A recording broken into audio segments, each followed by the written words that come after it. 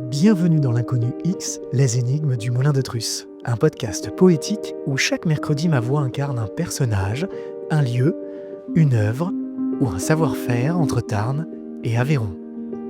Sauras-tu deviner son identité avant la toute dernière phrase ? Laisse-toi porter par sa mémoire, son combat, son souffle.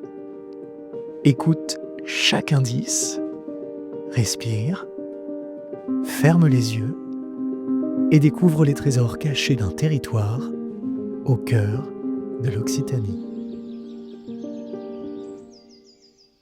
Je suis né d'un rêve de pierre et de ciel.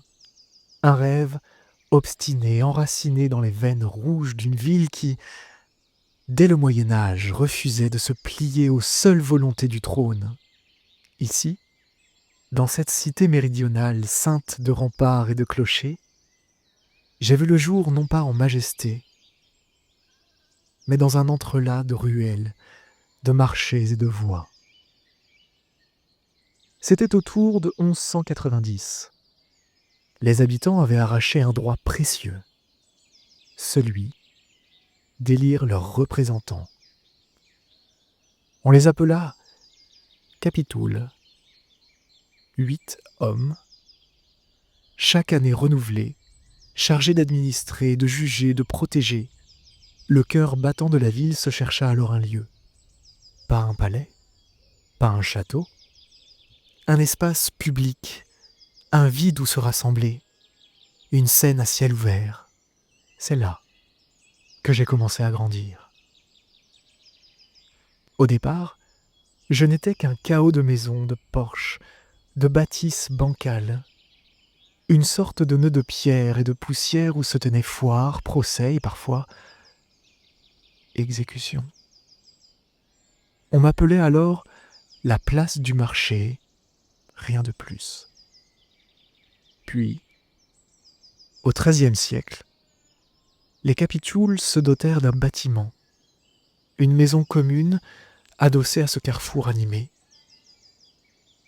Elle était étroite, en bois, avec un petit escalier extérieur. Rien d'imposant, mais l'ambition, elle, était là. Elle tenait dans le mot capitulum, petit chapitre, assemblée d'égaux, germe d'une république municipale. J'étais le théâtre de ce pouvoir civil, face au clergé, face au roi, une utopie d'autogouvernance, une idée ancienne héritée de Rome, mais teintée d'occitan. Ma croissance fut lente, heurtée.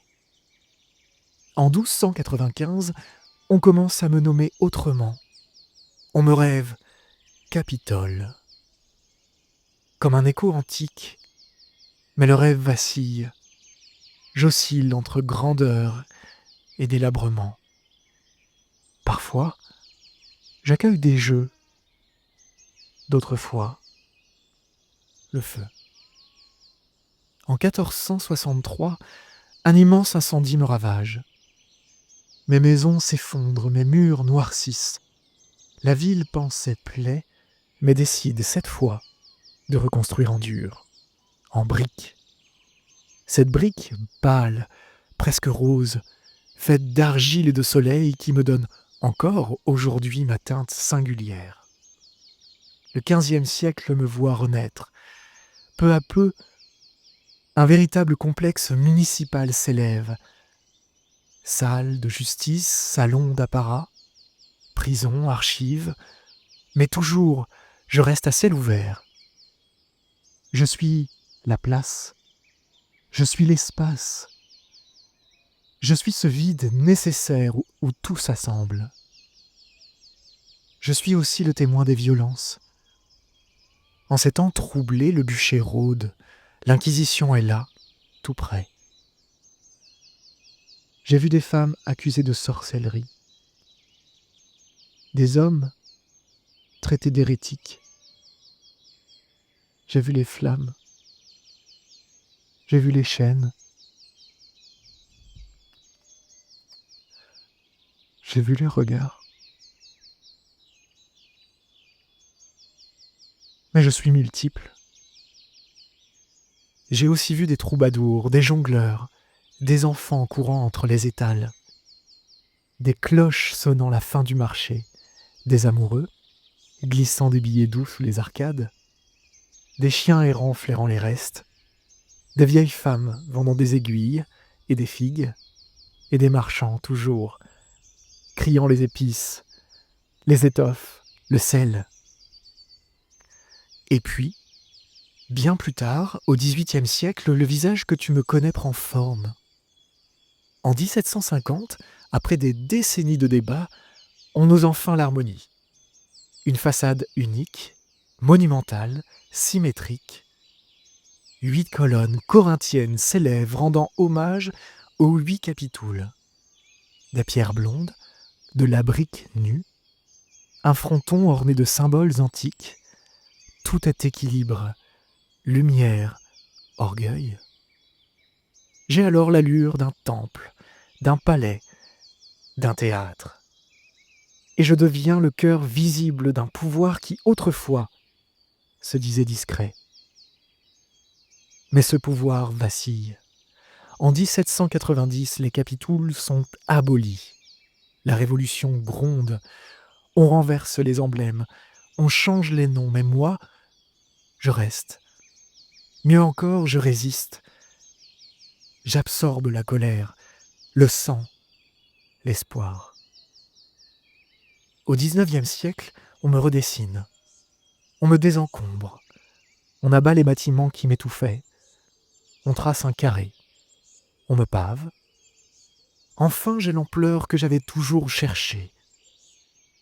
Je deviens un lieu de fête, de mémoire, de spectacle. Les siècles suivants m'offrent des musiques, des chants, des voix. Un soir d'automne, une voix rauque s'élève dans l'air. Ô toi l'invisible, ô toi la fidèle, ô toi la place. C'est celle d'un poète chanteur, fils de la ville, qui me chante comme on chante une amante. Il parle de ma peau rose, de ma lumière du soir, de mes pavés mouillés. Je suis ému. Les gens l'écoutent, les yeux brillants. Il vient souvent ici, poser ses mots sur mes dalles. Un jour, il me quitte, mais sa voix reste. Elle résonne dans les arcades, sur les murs, entre les noms gravés dans la croix à mes pieds. Car oui, il y a une croix immense, incrustée dans mon sol, une croix occitane à 12 pointes, comme une rose des vents. À chaque branche, un nom, un hommage, un héritage. Les enfants jouent dessus, les amoureux s'y arrêtent, les manifestants la contournent, et pourtant, personne ne la foule sans frissonner. Aujourd'hui, je suis traversé de 1000 histoires. On y fête les victoires d'un ballon ovale. On y marche pour la planète. On y pleure, parfois, des tragédies trop récentes. On y danse, on y mange, on s'y embrasse. Je suis à la fois ce que l'on voit et ce que l'on sent. Je suis un miroir, une scène, un refuge. J'appartiens à tous et à personne. Je ne suis pas un musée, je suis vivante. Mes arcades vibrent la nuit, mes pierres chauffent au soleil, mon silence est bavard, mon vide est habité. Et sous mes pavés parfaitement alignés, dorment encore les fondations du Moyen-Âge. Il suffit d'un pas, d'un soupir, d'un regard, pour entendre ce qu'elle murmure. Je suis né d'un rêve médiéval, d'un souffle de liberté, d'un désir de rassembler. Je suis au cœur de ma ville, au cœur de Toulouse. Je suis la place du Capitole.